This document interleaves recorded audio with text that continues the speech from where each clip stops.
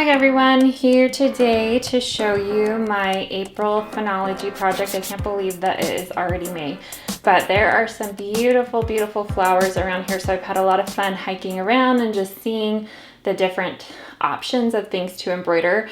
But for April, I decided to embroider a lupin.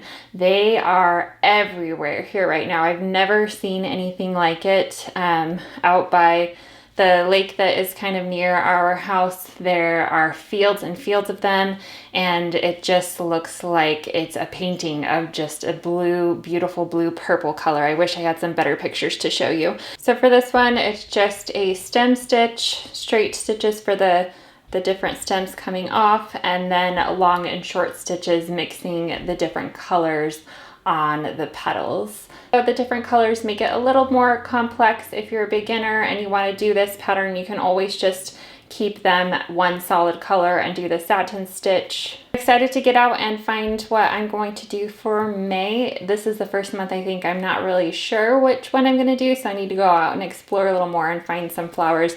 I want to kind of like mix up the color variation a little bit, so maybe find something with a pink or something like that out there. I am currently out of Phenology Will Project fabric, but I have an order in that is being printed as we speak.